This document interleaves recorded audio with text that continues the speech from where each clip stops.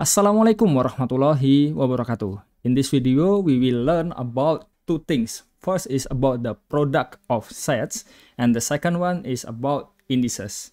Okay, we start with the first one. So what is the meaning of the product of sets? So we first begin with the motivation.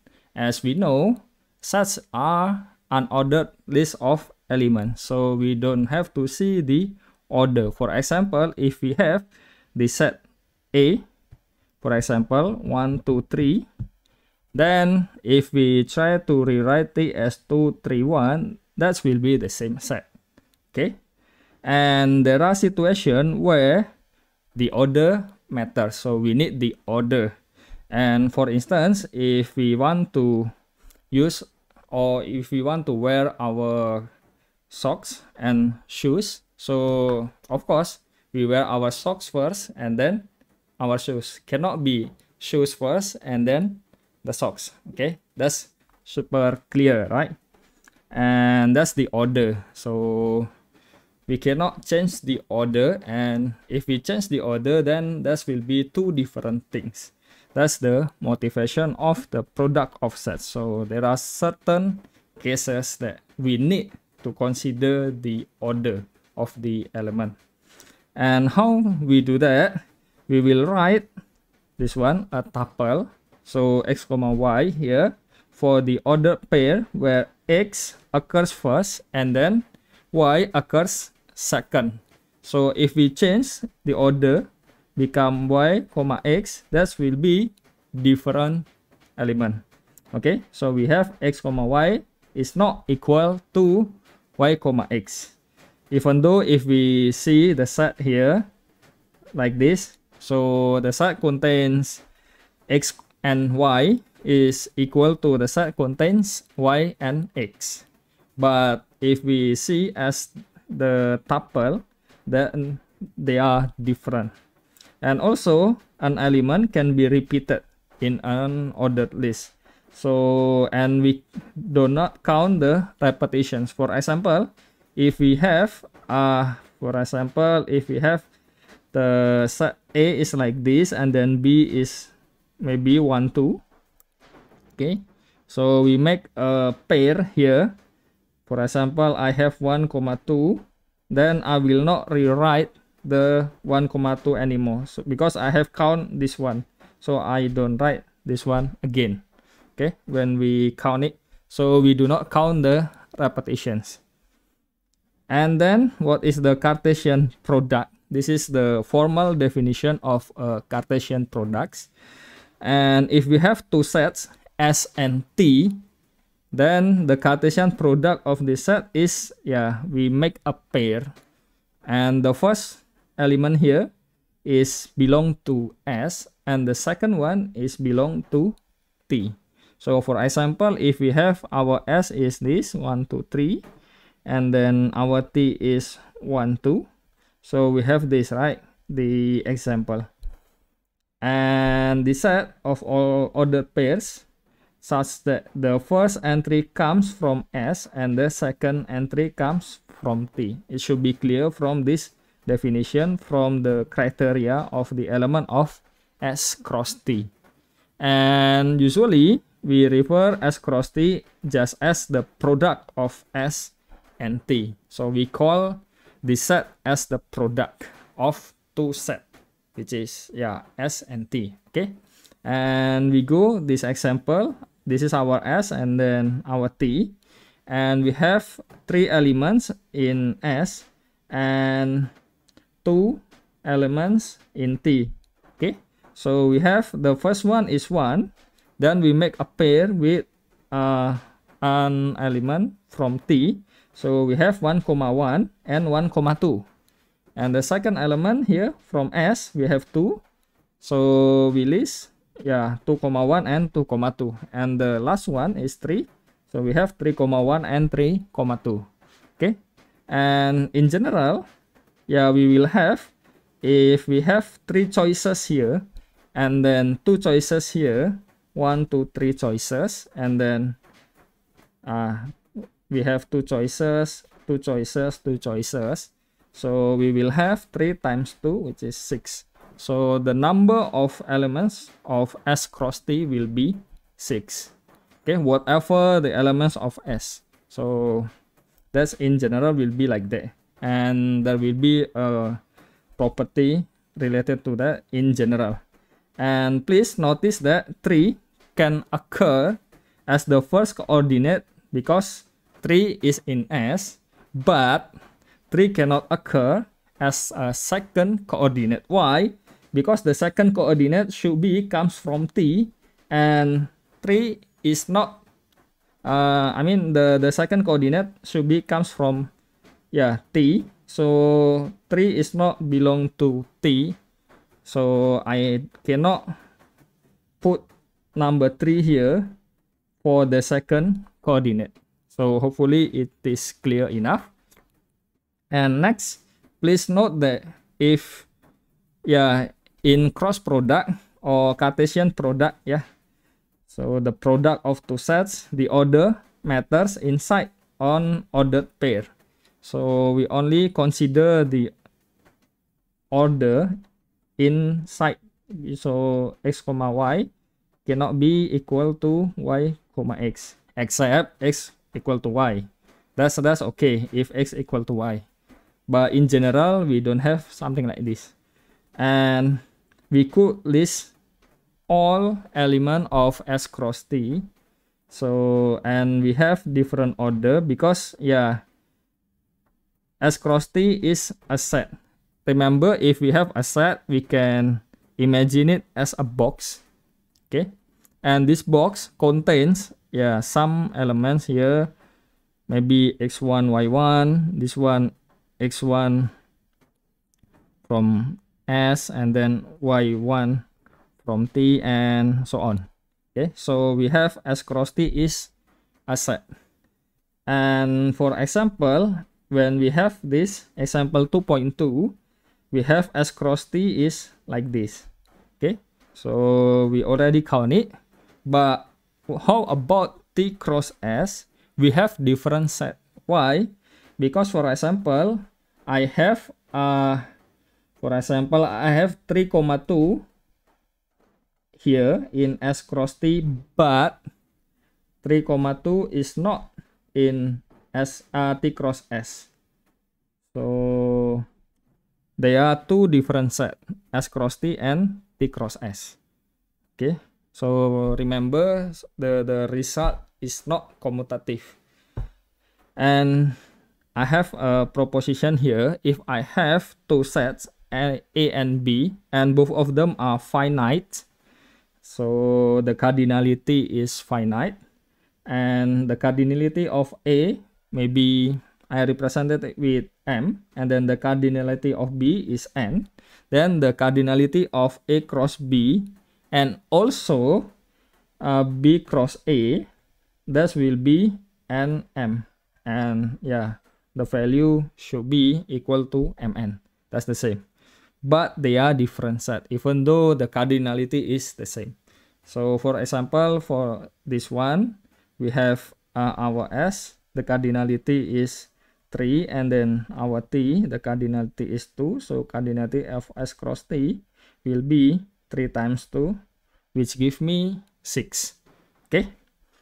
Another example, if I have A is the set of natural numbers and B consists of two elements which are 0 and 1, then what are the elements of A cross B? So we make, when A, I take 1 from A, right? So I put in the first position, then I try to make a pair with an element of B. So B consists of 0 and 1, so 1, 0, 1, 1, okay? And then the second one from the natural number, I have 2, so 2, 0, 2, 1, and so on. So I have the cardinality of A cross B is, infinite, okay? It should be clear, and in general, I can rewrite it as this. So this set contains all pairs which has this form n, 0 or n, 1, where n is a natural number. And same question, is A cross B the same set as B cross A? Of course no, because yeah, I have this 1, 0 is here, is clear. I have here 1, 0 in A cross B, but 1, 0 is not belong to B cross A. Why? Because yeah, 1 is B. So okay. Yeah, the thing is the second part is should be okay. So I have 1. I have 0 is not in N, right? So yeah, 1, 0 is not belong to B cross A. Okay, so N is A. Yeah.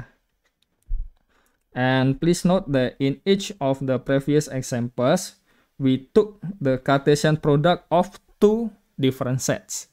What happens if we take the same sets and then we make the Cartesian product of one set, same set?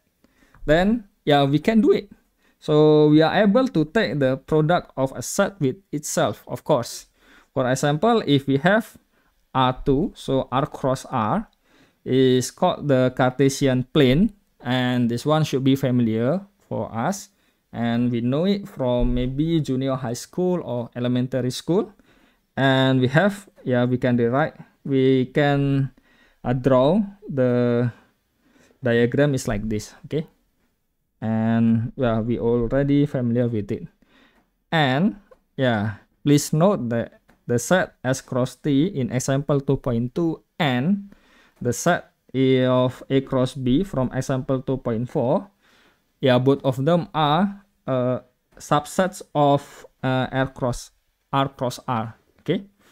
And yeah, that much easier. So for example, if I have this one, then I have something like this, then I can write something like this, okay? I have 1, 0, 1, 1, and then 2, 0, 2, 1, and so on. Okay, so I also can draw the point in the Cartesian plane. Okay, next example is example 2.6. We have so previous examples, all of them doesn't mention about empty set. So what happen if I make a cross product with or Cartesian product with empty set? So I have something like this. So the form should be like this, A comma B, where B is inside here, empty set. But empty set does not have any elements. What's the meaning? So I have the result should be an empty set. Okay, and it's clear empty set is the cardinality of empty set is 0. So if we do like this, so we have 3 times 0 is 0. So proposition 2.3 also works in this case too, when we make a product with empty sets. Okay, next part for this video is about the indices. What is the motivation? The clear motivation here, when we have a large number of sets, and if we try to write it in a letter, maybe A, B, C, D up to Z, we have 26 letter there, and it will be complicated and it's not easy to see. But imagine if we have something like this. We have a numbering, we have a subscript, and A1, A2, A3 up to A26. Of course, it will be easier. We have 26 sets here compared to this one, because if you maybe in case you forgot, if you are forgotten, then A, B, C, you have to count one by one, and how many. That's a bit complicated. So this one will solve our problem. It will make it easier lah. Okay, that's the motivation. So it can be easier to use subscript. Okay, and why? Because if we use a subscript here, the notation will tell us how many sets we are working with. For example, this one we have 26 sets. Or another example, if we write A1, A2 up to A2021 or 2021, so clearly we know directly, very easy to see that we deal with 2021 sets. Okay, should be very clear. And yeah, easier to writing them down using these subscripts compared to if we use an alphabet. Because yeah, imagine if we have set A and then B blah blah blah up to Z, and then set AA, set AB blah blah blah. That will be much more complicated than yeah, if we use a subscript here, then it should be much easier. And the next one is we can even talk about an infinite number of sets. Imagine if we have this, we use alphabet, then how to represent the infinite number of sets? That's very difficult. But here we have A1, A2, A3, blah blah blah blah, and triple dots here means it will be continue. It will continue, so it doesn't stop. And please notice that the subscripts all come from set n, because yeah, usually we do that, and in general actually we don't have to do this. I mean, we don't have to use n from set n, but yeah, it will be much easier if we use the subscript come from set n, and we refer to n as the index set for this collection. So in general, we can change this n to yeah, maybe a set, whatever the set.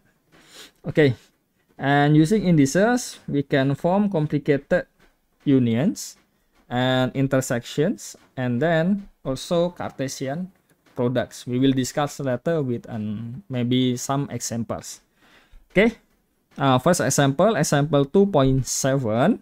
If we have A1 is like this, A2 is this, A3 is this. Okay, so imagine we have this symbol is the same thing with this one, and this one we have 1 2 3 4 5, and this one is only yeah, the union of I from 1 to 3. Or imagine if I change this one 3 to 10, so this one will be this short, but this part will be much longer. Okay, so I can write with this symbol, very simple, and yeah, has same meaning.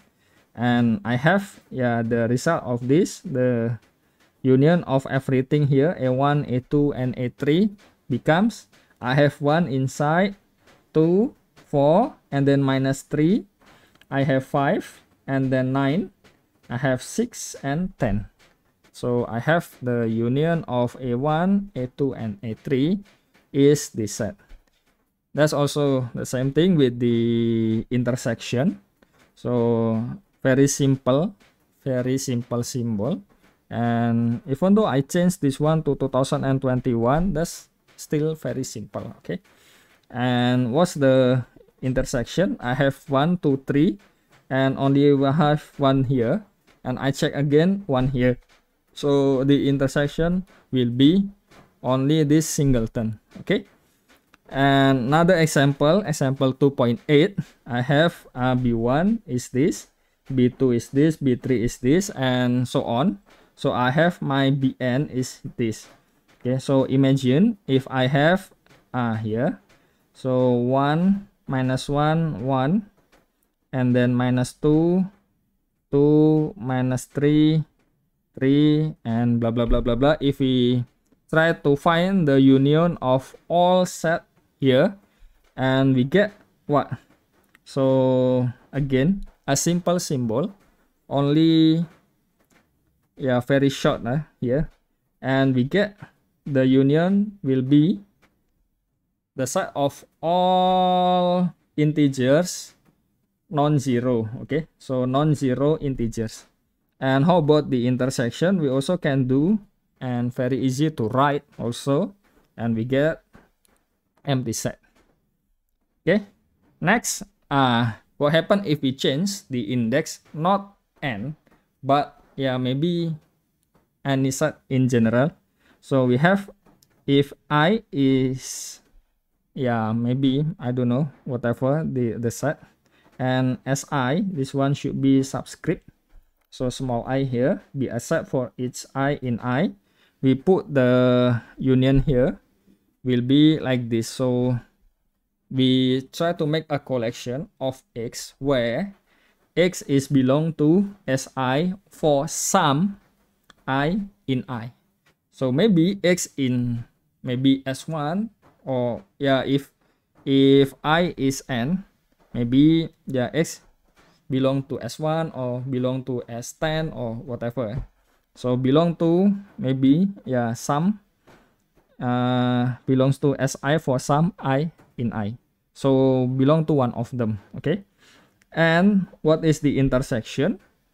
So here same, every X where X belong to Si for each I.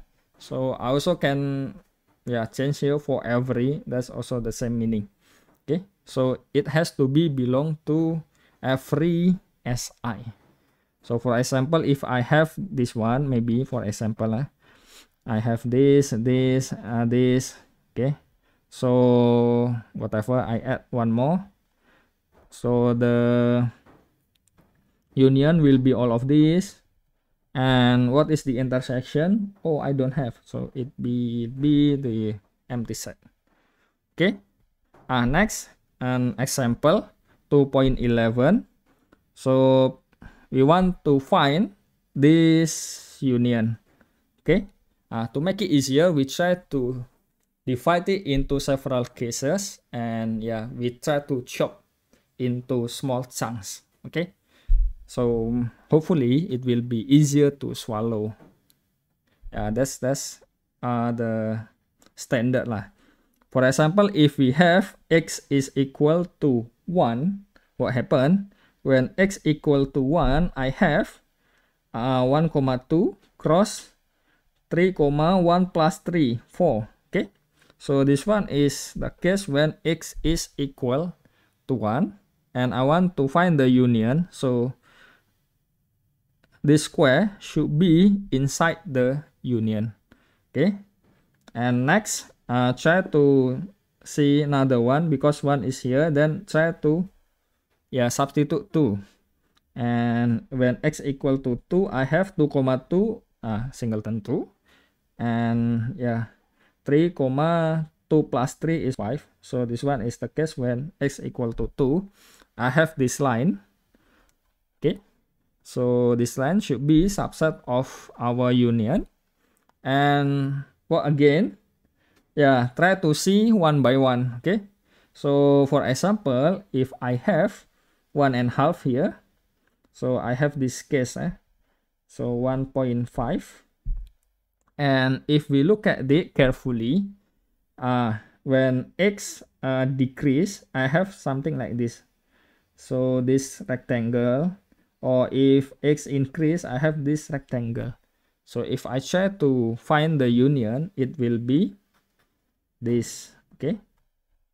Then yeah, should be clear. Okay.